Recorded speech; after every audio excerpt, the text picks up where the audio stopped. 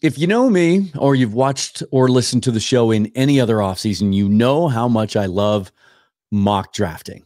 And even though I didn't invent Mock Draft Monday, I love playing along. Any excuse to do a mock draft. And we're going to do that for you today. I'm going to do it live and make these picks as I record. Today, no quarterback, and I'm going to trade back, pick up an extra second round pick. I'll show you how I do it and who I pick coming up next on Seahawks Forever. Welcome to the Seahawks Forever podcast. In-depth analysis on everything Seahawks.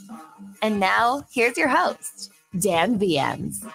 A little bit of interesting news coming out this morning in regards to the salary cap, which should be finalized soon, according to Pro Football Rumors, which, you know, we can debate their track record of accuracy. But they have their sources and they get some stuff right. The salary cap has pretty generally been assumed to be around the 243 mark coming up this season. 243 million. It's going up again. I've seen 242. I've seen 243.5. Even Brad Spielberger from Pro Football Focus, who does such a fine job of projecting these things, anticipated it landing at about that number.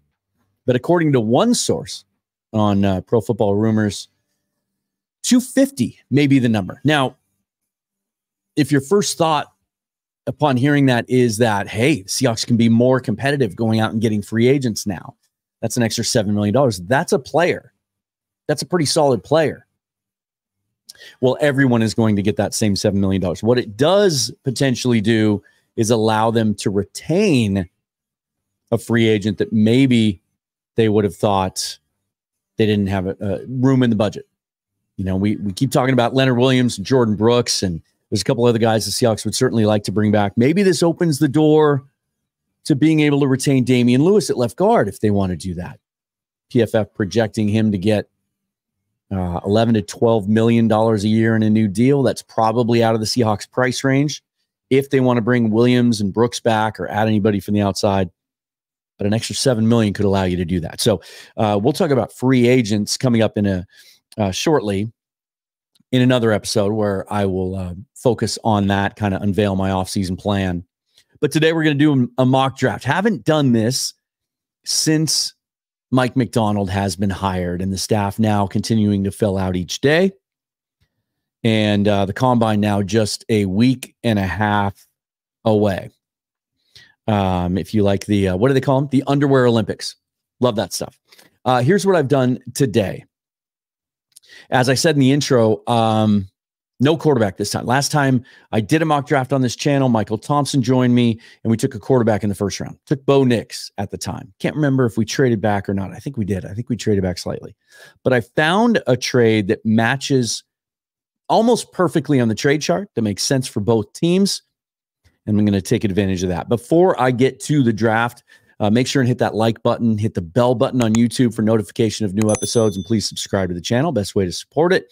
Got over 5,000 subs a couple of days ago. Thank you for those of you who helped push it over that mark on to 6,000. If you like audio podcasts, you can listen on any platform. And if you're a Spotify listener or want to be, and you want to hear episodes without ads, you can subscribe for under $1 a month. Those links will be in the description, as is the link for buymeacoffee.com if you want to do that, or buy me a beer, whichever you prefer. I prefer both.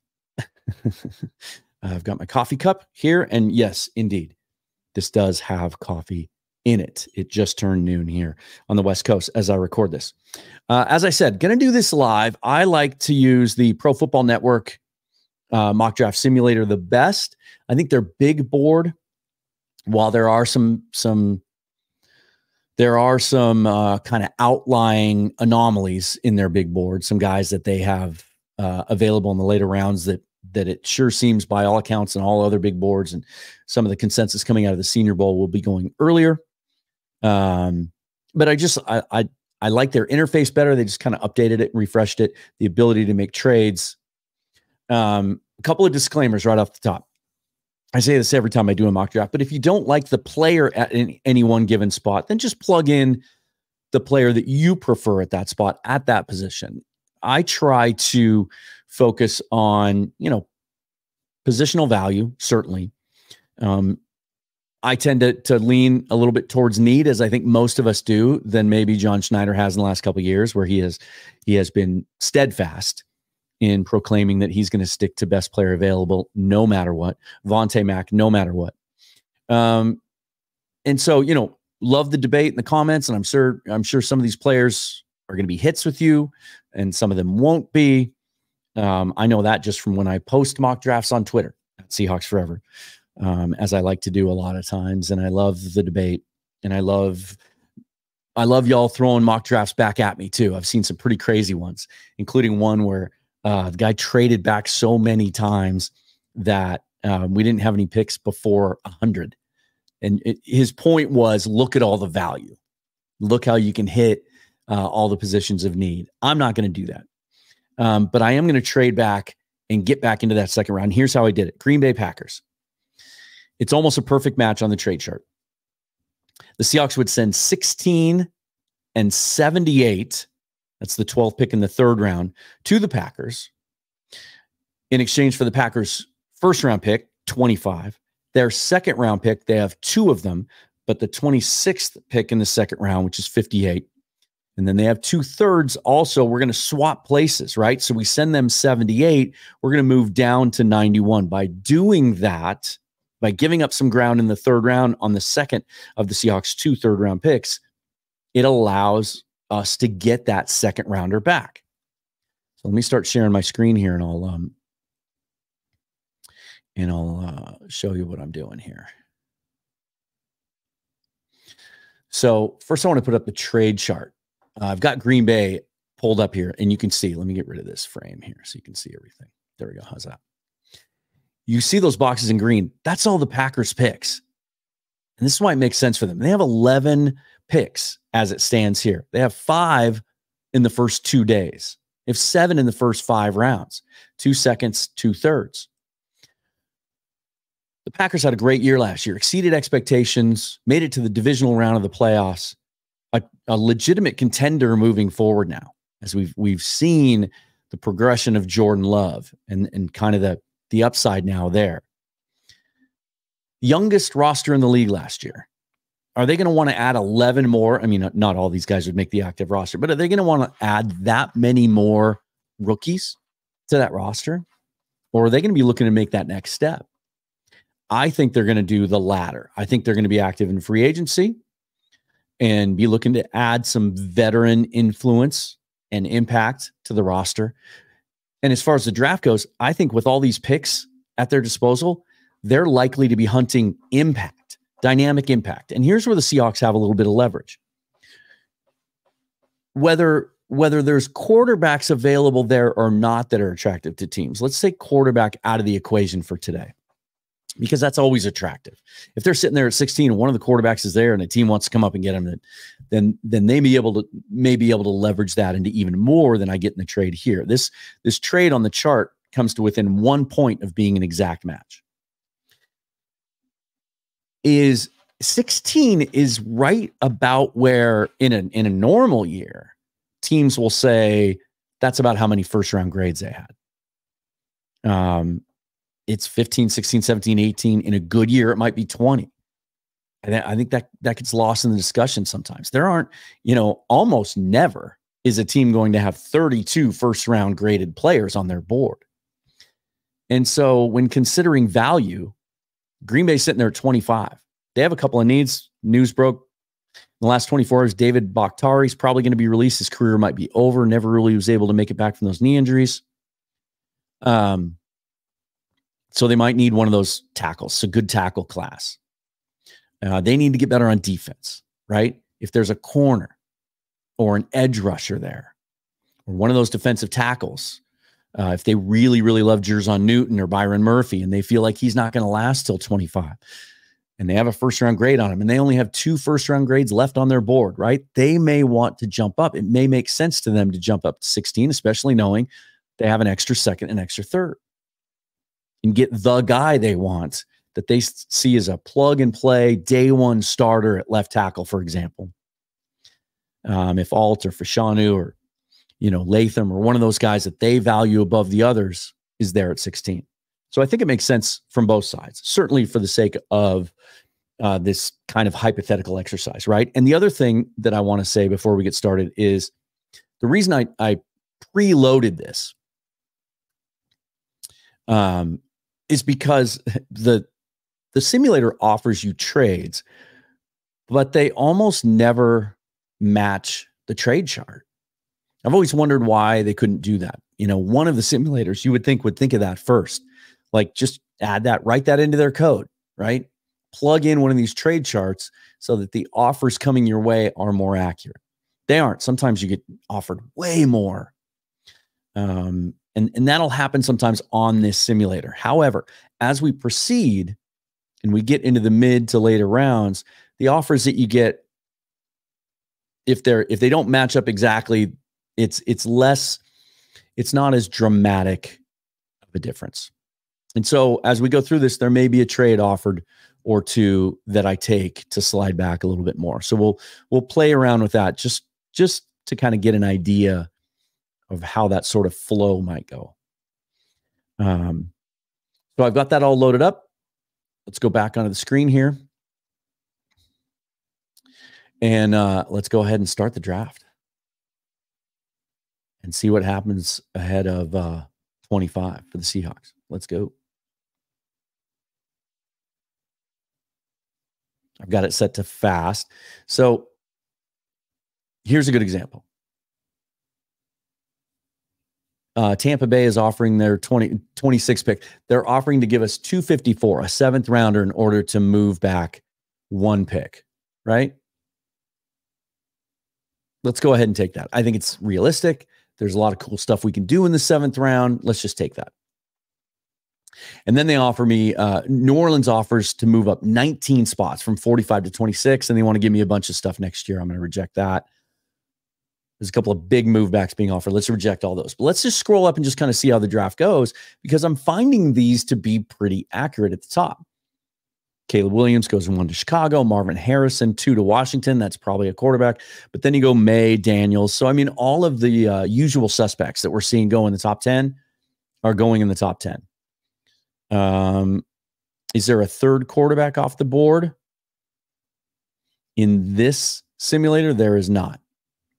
And so if we were sitting there watching the actual draft and the Seahawks are on the board at 26, now this gets really fascinating, right? If it truly goes this way, you'd have theoretically Bo Nix, JJ McCarthy, Michael Penix still there at 26.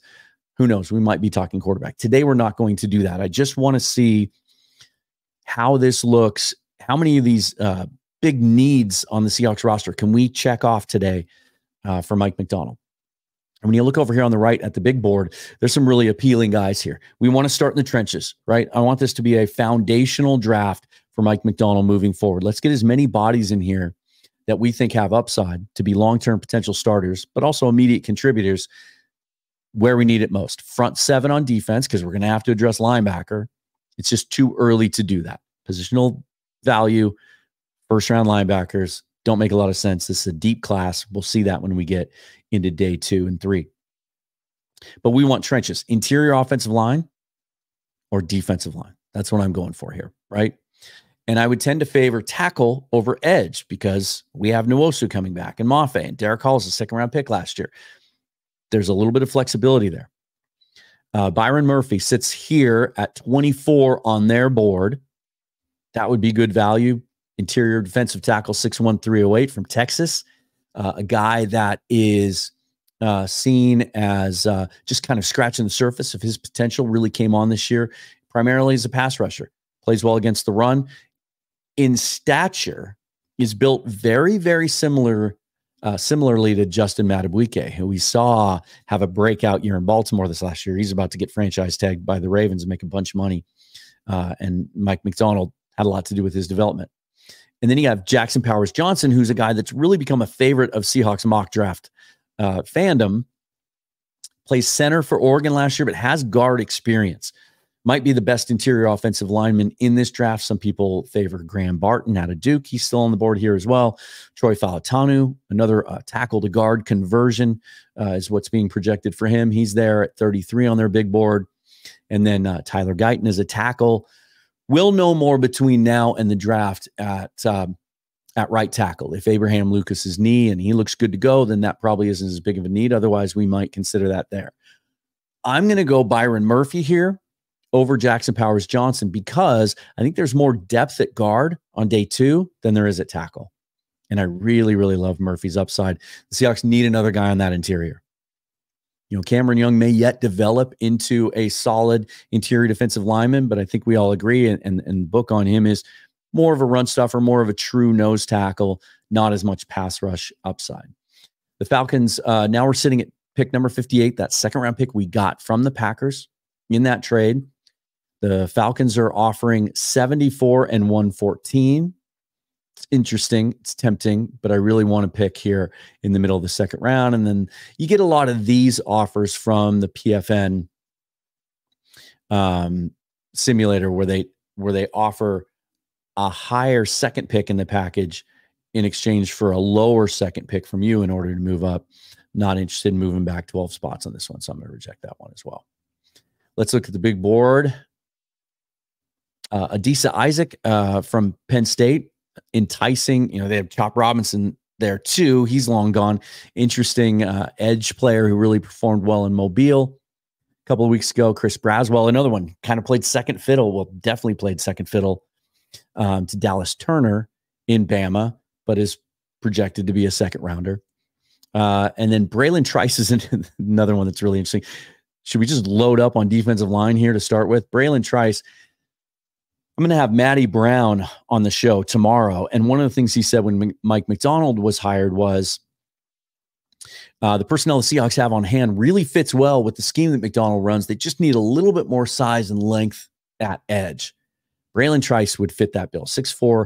He's listed here at 269. I've seen him listed in the high 270s. And he's a guy that as much, it didn't really get the sack numbers this last year that people were looking for from him, but his pressure rate numbers were great. And he also plays the run very, very well. Really good physical edge player that could fit more of the mold of that traditional sort of stand-up 3-4 defensive end. If Macdonald chooses to play a little bit more of that, remember, he says he has a personnel-based scheme, as did Ryan Grubb on offense. So that's a really interesting one there. If we want to focus on, because I know a lot of you will do this. Oh, got to get a guard here. Got to get a guard here. Well, you don't want to reach, but let's look at interior offensive linemen here. Cooper Beebe is really, really exciting. He's a big dude, 6'4", 322, has some work to do in pass protection, but great in the run game. I don't know how young you want to be up front. That's a question that's going to have to be answered, right? If Anthony Bradford is the presumptive starter at right guard and Olu Oluwatimi gets a chance to start at center, those are last year's 4th and 5th round draft pick. Do you want to go with a rookie at left guard? BB's game, though, his profile similar, in my opinion, to what Damian Lewis's was coming out of LSU. Mauler in the run game needs a little bit of work in pass protection. Would be a solid pick there, but when you look down here, I see some value, right? When you look at the picks that we have left, we have 58, 76, 91 coming up. I look down this big board. Christian Mahogany is a dude that I like just as much as Cooper Beebe, and they've got him at 130. Layden Robinson looked good in the Senior Bowl at 132. Zach Zinter coming off the leg injury at 148. So there's some value there. I'm going to do this, right?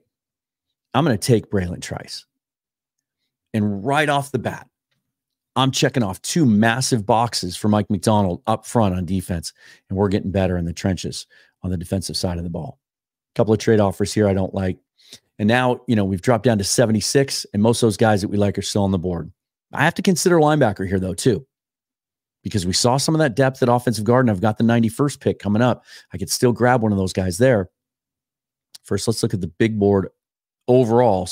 Want to make sure we're not missing anybody, okay? But now let's look at linebacker.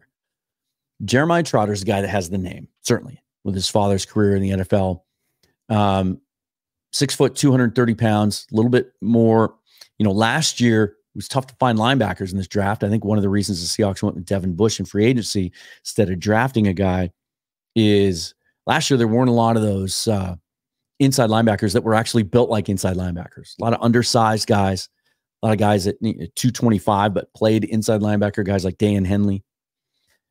This year there are 6, 7, 8 guys that fit more of that mold. So there's some depth there. Trotter, 6 foot 230. Known as a very, very instinctive player, which you would expect with his family background, but surprisingly not the elite athlete that you would hope for. Peyton Wilson is 84 on their big board. He's a guy that some people are scared off a little bit by the frame.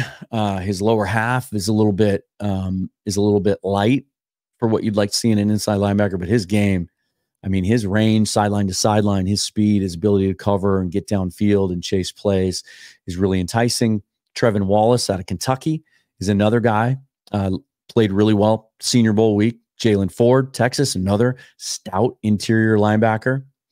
But you can go down the list. Tommy Eichenberg at 175 is a guy that would have been a second-round pick all day long last year if he had come out, but he chose to go back with a bunch of those other guys and play for the Buckeyes and kind of lost some stock. Again, not an elite athlete, but a solid interior linebacker. And then there's some guys later on. Nathaniel Watson at 244 is a gross misranking here. This is one of those examples I'm talking about. Nathaniel Watson very well might be taken on day 2. But we're going to go with the big board here. I'm not scared of Peyton Wilson's frame. And I don't think he'll be there at 91 if we wait. And I can get one of those guards. So I'm going to go Peyton Wilson here.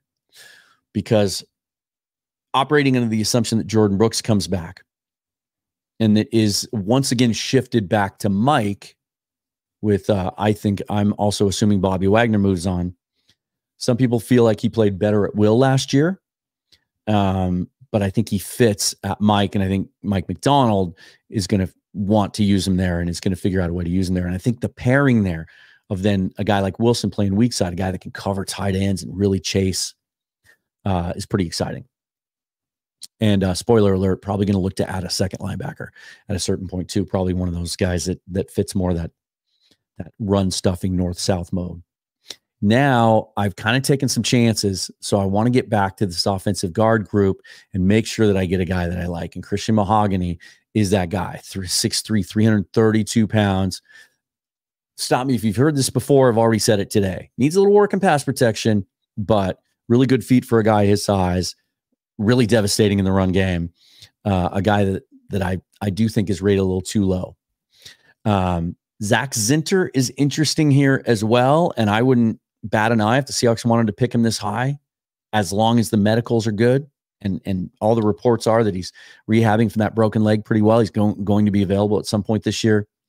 I just really like Mahogany. He's also a big favorite of Michael Thompson. I'm going to take his word for it on this one as well and get that mauler at guard.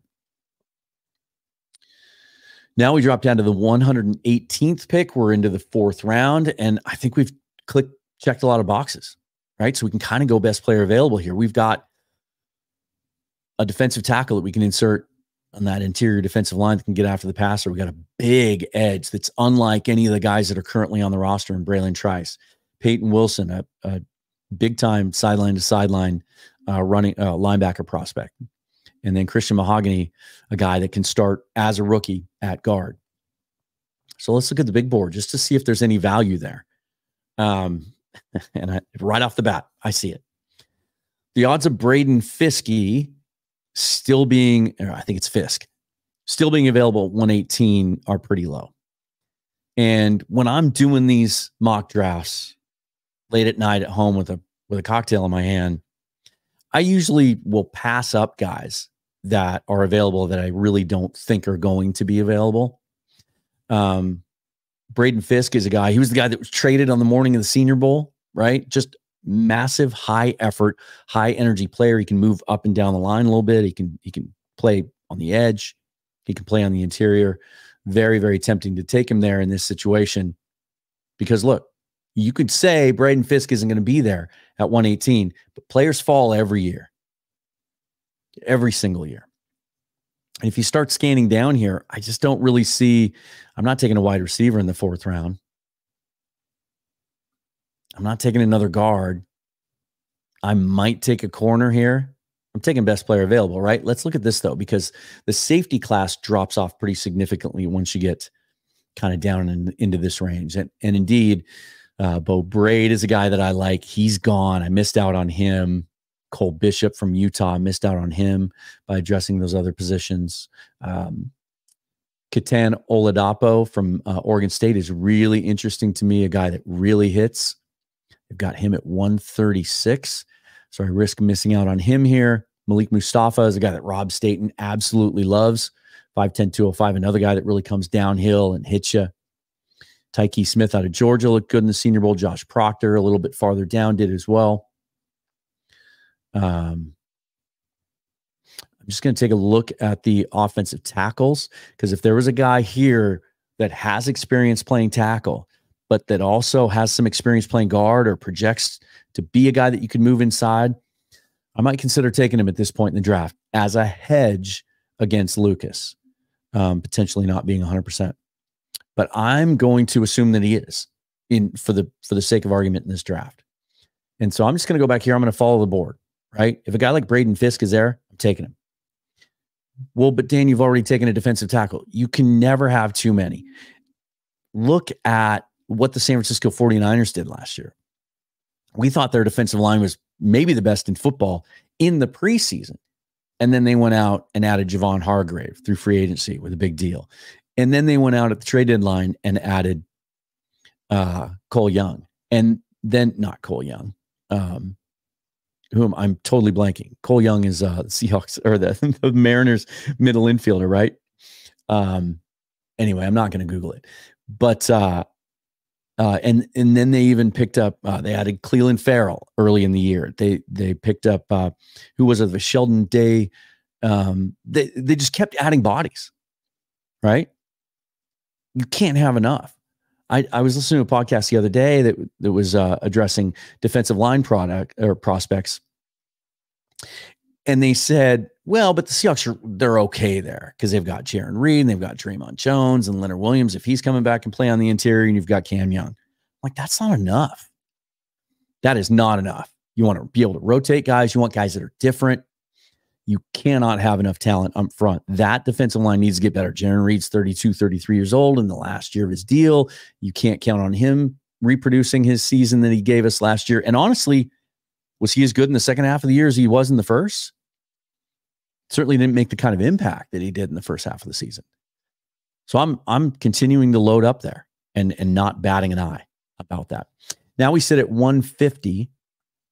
Let's look at the all board. There's Oladapo, one of the safeties that we like. This is where you can start to consider some receivers, some skill position guys. Luke McCaffrey is really interesting and fun out of Rice. Christians, is it his brother? Played quarterback at Rice, but making the move to receiver and just looks like a guy that can be a really effective slot receiver. You have to start considering life after Tyler Lockett. I could see Jackson Smith and Jigba playing more outside receiver when that happens. So he's a really interesting dude there on the board. I don't want to scroll down too far because you don't want to feel like you're reaching, right? So with what I have on the board right here, I'm looking at Oladapo or Tyke Smith out of Georgia at safety, or Luke McCaffrey as a wide receiver. And when you look at the picks coming up next, we have a 43 pick drop to that next spot. Man, this is a tough one. You know, this is one where this would be an easier decision to make at the end of April, right? Because we'll probably know if we can count on Tyler Lockett being on this roster or not. We'll probably know if Quandre Diggs is going to be retained or not. I tend to think Mike Macdonald is going to want Diggs on this roster. He's going to want some veteran presence. He doesn't just want to go with a bunch of young guys, in which case Diggs, Julian Love, maybe he likes continuing the experiment of Colby Bryant at safety. Maybe he likes Jonathan Sutherland, a guy who almost made the final 53 coming out of preseason, but was hurt and they brought him back later. He might like the upside of Jarek Reed.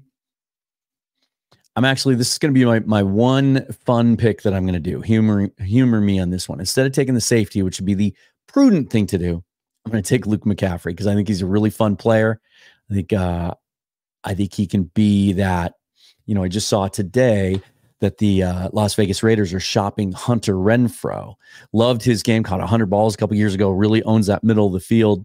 I think Luke McCaffrey could be that kind of guy, the kind of guy that we thought D. Eskridge was going to be, but he's not going to be on this roster. So that might be a nice little replacement there for him. Now we sit at 193 and looking at the entirety of the big board. I'm going to start looking at tight ends at this point as well. There's a good chance that a couple of weeks from now, the Seahawks might not have any active tight ends on their roster outside of Brady Russell. If they're to release Will Dissly, move on from him to save some cap space. Colby Parkinson, Noah Fant are on expiring contracts. So they need to add to that room. Still want to look at safety. I want to see if there's any quarterback value. Let's do this. We're in the 6th round now. We go to quarterbacks. Joe Milton, Carter Bradley, the kid out of South Alabama that played in the Senior Bowl, didn't look great. And then, a bunch of upside plays. I'm surprised that Sam Hartman isn't still available. He usually is at this point. I might consider taking Sam Hartman in the 6th round. Do I think he's a long-term NFL starter anymore? No, not necessarily. But is he a guy that could spot start, that you can win with for a couple games if you need to, that could be an effective backup? I do. I see a lot of Gardner Minshew in his game, but he's not here. Joe Milton, talked about it on the show. Didn't like what I saw of him up until a few days ago, and then actually watched some All-22, watched 3 of his games, watched practice highlights from Senior Bowl week. There's some upside to Joe Milton. There's some things to like. Certainly the arm is legit. There's some things that I don't love about him, and I don't see him as a big time upside play as a guy who could be a long-term starter in the league. Some of you do. But I'm going to pass on him here. And looking at this board, I'm probably going to pass on quarterback altogether in this draft. I mean, some of these guys will be available if you think they have a shot to be on the practice squad after the draft is over. When you look at the remaining safeties, Sione Vaki from Utah is interesting. Dominique Hampton out of Washington is a guy who's really physical, can hit, can come up in the box, and can cover tight ends. And he's 218 on their big board. So we could possibly wait for him. Let's go back and look at interior offensive line again, maybe double up there. None of these guys really stand out. Any centers that I like that have also played some guard. So let's look at this tight end group. And there's some interesting ones here. Jack Westover, a tight end that a bunch of you Husky fans really like. Certainly Ryan Grubb is familiar with him. Tanner McLaughlin out of Arizona. Pac-12 fans know him. AJ Barner from Michigan is a solid 2-way tight end. Barner's pretty good value here. They don't show his height and weight, but he's certainly a guy that Mike Macdonald will have had some exposure to in his 1 year there, and also, will have the insight with Jay Harbaugh on the staff. So let's go AJ Barner here, just because I do want to add a young tight end in this draft, and I think he's great value in the 6th round. And then we have 2 7th-round picks. We picked up one in that trade. Somebody offered us a trade here to move down 20 spots. We'd have back-to-back picks at 252 and 253. Yeah, I don't like that. That's a dumb trade. Let's go back to defense. I want to look at linebackers again. Is there one of those guys? And there it is. Do I think he's going to be available at 244 or 232? No. He's a guy that was player of the year in his conference. He can get after it from the edge and rush the passer, but he might be a guy that just doesn't have the range some teams are looking for. He's a bigger guy, but I think Nathaniel Watson, if he was here in the 7th round, would be an absolute no-brainer and a guy that could make your roster. J.D. Bertrand out of Notre Dame is another one. Started in the Senior Bowl, was all over the place making plays. Jackson Sermon out of Cal is another late-round guy that might fit that mold as well. If there was a corner that I loved at this point, but I just haven't watched as much of the corners this year, so I'm not really as familiar with that class because I don't think it's a huge need. I'll catch up to him later. So I'm going to take Nathaniel Watson because I just think that, my goal going into this draft was let's check as many boxes as we can. Be redundant if you have to at certain spots and make sure that you're adding talent where you need it. And so that we can move forward with some young guys on the roster in that front seven and interior offensive line. I've got one pick left in the draft. If I had a quarterback left that I liked, that'd be a great spot to use him. You know, this is that point in the draft where if there's a undrafted free agent that you're on the phone, you're trying to recruit, and he's got a lot of offers. Some teams are offering him more than the minimum. You might use this pick just to make sure that you get him. I just don't like any of those guys. We don't need a running back at this point. You can sign those guys in undrafted free agency. We've got our wide receiver.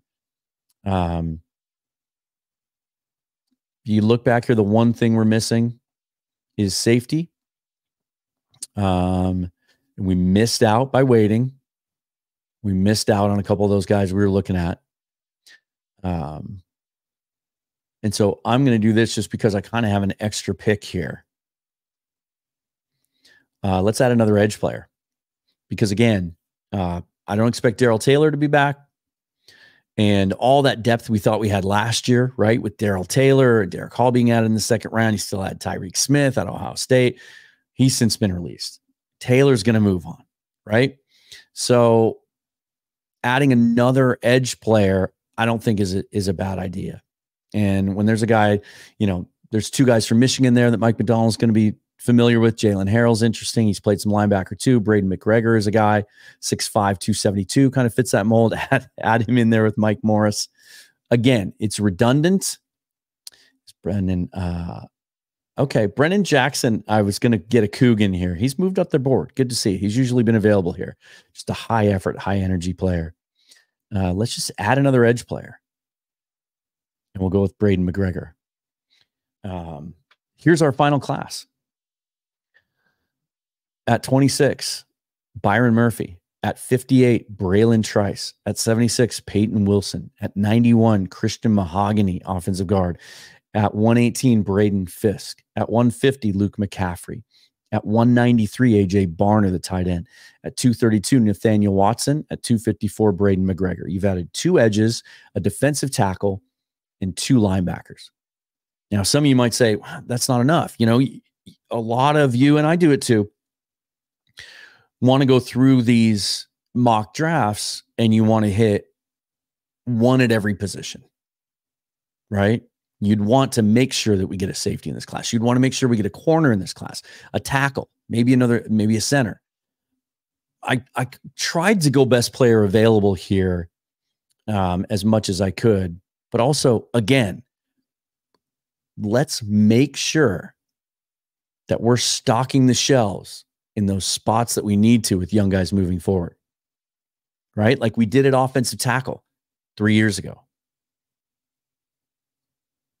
Like we've done it at other spots, like we did at edge a couple of years ago, because sometimes those things don't work out. The same year we took Darrell Taylor.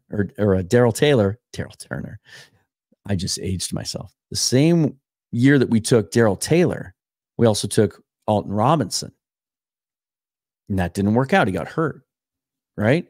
Same year we took Charles Cross, we took Abe Lucas. Now we're not sure about his health. You just can't ever count on these guys. You know, sometimes we do these drafts and we think, well, that's set. We're good for 20 years, 10 years. Not always the case. I would want to, if I'm John Schneider, I want to go into this draft. And there's some needs on offense, obviously, but I want to make sure that Mike Macdonald has everything he needs and more to turn this defense around long term, because that's the part of the roster that needs to be fixed the most. The most. And so let's get him those weapons. Let's get him those players so that there is some redundancy, so that he has a hedge. So if a guy goes down or a guy doesn't develop, doesn't become what you think he's going to be. Worst case scenario is now you can rotate these guys up front, like the Seahawks did in their Super Bowl years. You know, when they had Cliff Averill, Michael Bennett in that first Super Bowl, they technically weren't starters for most of the year. They rotated in. So that's what I ended up with. Let me save this so I can also get it out on Twitter. Get your thoughts on that. What do you think? Did I miss anything from what you were seeing there as you were looking at the board as I was going through it? Did I miss anything? Did I do anything stupid? any of the picks that you like better than the others. In your comments, give me the 3 best picks you think you see from this draft, or any other ideas you may have as well. And certainly on Twitter, you can't do it on YouTube. I wish you could. But on Twitter, send me yours. Use whatever mock draft simulator you want to and send me yours. I would love to see it. That'll do it for today. Just wanted to do that for fun. Those live ones can get a little wordy. Sorry about that. I don't always do them live. I'll probably do a couple more over the next month where I'll do them ahead of time. And then we'll get Michael Thompson back on here, and we'll do a draft together. We'll do dueling drafts. I'm telling you, if you like mock drafts as much as I do, you're going to be a happy viewer and listener over the next couple of months. Coming up tomorrow on the show, Matty Brown from the Seattle Overload podcast. Going to talk to him more specifically about the offense and what he sees from Ryan Grubb and his history of scheming and how he thinks he's going to fit with the Seahawks. I'm going to catch up with Dana O'Gorman, my old co-host on Field Goals on the PSF app, on Wednesday. Haven't talked to her since the coaching change. In fact, haven't talked to her since a half an hour before the coaching change happened.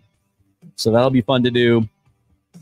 And then my old buddy, how many of you, I've been meaning to ask this, let me know in the comments, how many of you go back to the Dan Cave podcast days or the Emerald City Sportscast prior to even Field Goals, when a regular contributor and guest on the show is my very, very dear friend, Eric Briggs. He is coming back on the show. It's been a little bit of a hiatus, a couple of years, getting him set up with all the equipment he needs, and he'll be a fun regular contributor on the show as well. All that and more coming up. Follow me on Twitter at Seahawks Forever. Subscribe, like, do all the stuff and all the places. Until next time, forever and always, go Hawks.